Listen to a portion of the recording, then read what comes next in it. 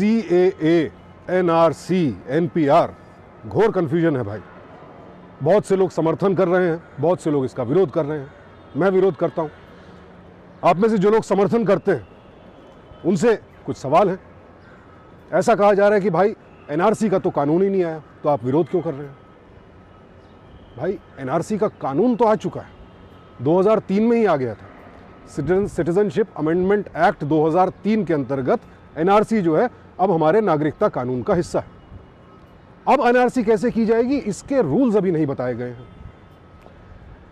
सरकार कहती है कि किसी को घबराने की जरूरत नहीं है, किसी भी भारतीय नागरिक का इसमें कुछ बिगड़ने वाला नहीं है।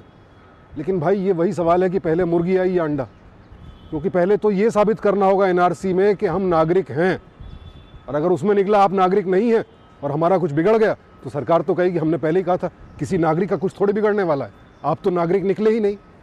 और ये किसी के साथ भी हो सकता है। आपको एग्जाम्पल दूं, आसाम में NRC की गई। हमारे देश में अब तक एक ही NRC हुई है, आसाम में, सुप्रीम कोर्ट के कहने पर। मेरी पत्नी मणिपुर से है, उनकी पैतृक संपत्ति आसाम में है। पूरा परिवार NRC में भारतीय पाया गया, लेकिन उनका भाई जो परिवार का सबसे छोटा बच्चा है उसे गैर भारतीय पाया गया। उसका नाम NRC से बाहर है। अब इसके बाद उसे फॉरेनर ट्रिब्यूनल जाकर के साबित करना होगा कि वो भारतीय है या नहीं। है ना मजे की बात? माँ बाप हिंदुस्तानी, बहनें हिंदुस्तानी, भाई हिंदुस्तानी नहीं। कागज़ तो उसके पास पूरे थे और उसने तो दिखाए भी थे। हम तो कह रहे हैं कागज़ नहीं दिखाएंगे, उसने दिखाए थे, वो फिर भी बाहर पाया गया। और आंकड़ा ये भी बताता है कि NRC में जिनके नाम बाहर होते हैं उनमें 95% लोग फॉरेनर ट्रिब्यूनल में भी खुद को भारतीय साबित नहीं कर पाते। अब आप कहते हैं CAA आ गया है, इससे तो जो नॉन मुस्लिम है उसे तो नागरिकता मिल जाएगी। ज़रा सोचिए, किन्हें मिलेगी नागरिकता? जो बांग्लादेश, पाकिस्तान या अफगानिस्तान से आए हैं, जो जेन्युइन भारतीय NRC से बाहर पाए गए और जिन्हें फॉरेनर ट्रिब्यूनल भी कह देगा आप भारतीय नहीं हैं। वो क्या करेगा, कहाँ जाएगा?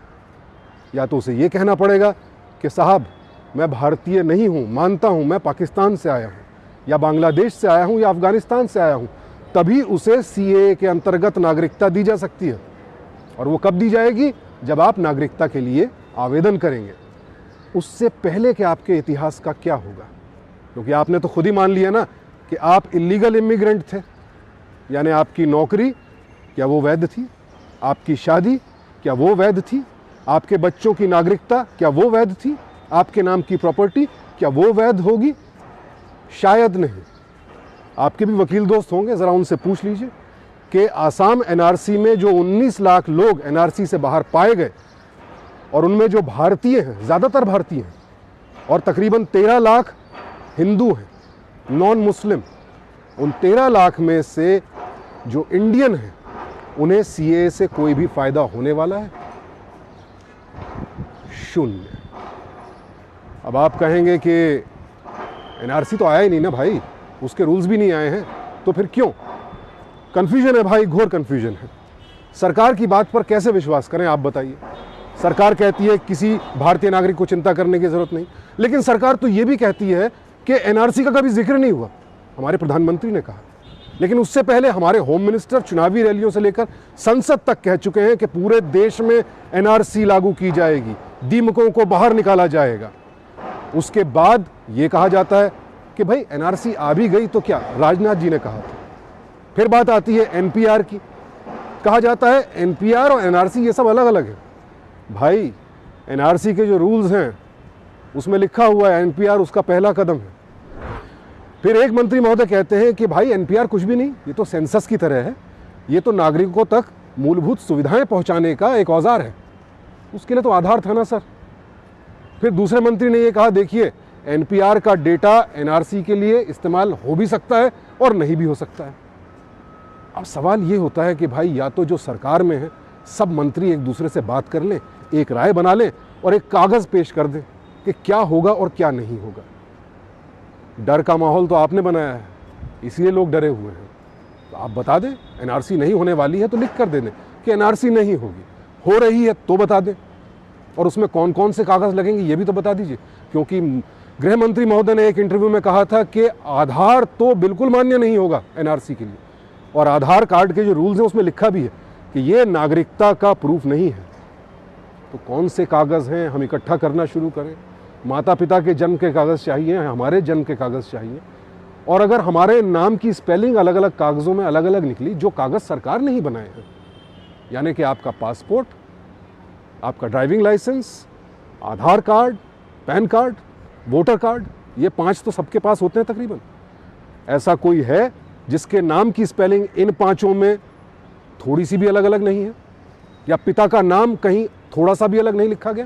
क्योंकि आसाम के एनआरसी में ऐसा हुआ, पिता का नाम एक जगह कुछ था, दूसरी जगह कुछ और लिखा हुआ था।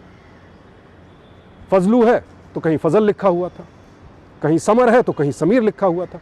ऐसे लोग एनआरसी से बाहर पाए गए, डिटेंशन सेंटर्स भी भेजे गए। तो आप बता दें तो लोग कन्फ्यूजन अपना दूर करें। एनआरसी की वजह से आसाम में डिटेंशन सेंटर्स में अब तक 28 मौतें हुई हैं। 1-1.5 महीने का बच्चा भी खत्म हो गया। कुल मौतें तकरीबन 100 हैं, जिसमें कुछ लोग शॉक की वजह से मर गए, कुछ ने सुसाइड किया। सीएए से जुड़ा मेरा एक सवाल मानवीय स्तर पर है। चलिए, आप मुस्लिम घुसपैठियों को बाहर निकालना चाहते हैं, ठीक है, ये आपकी मंशा है। लेकिन बांग्लादेश ने कहा है कि आप हमें लिख कर दीजिए कि आप किसी को भी भेजेंगे नहीं। चलिए, आपने बांग्लादेश को मना भी लिया कि जो उनके मुसलमान यहाँ आए थे इलीगली, उन्हें वापस भेज दिया जाएगा। क्या सिर्फ आपके कहने से बांग्लादेश मान जाएगा कि आप जितने लोगों को वापस भेज रहे हैं वो सभी बांग्लादेशी हैं? बांग्लादेश भी तो चेक करेगा ना अपने रजिस्टर में कि उनके पास कितने नाम हैं। अगर आपने 5 लाख भेजे और 5 लाख में से 2 लाख को बांग्लादेश ने कहा हमारे हैं, 3 लाख हमारे नहीं हैं, उन 3 लाख को हमारी सरकार कहाँ रखेगी?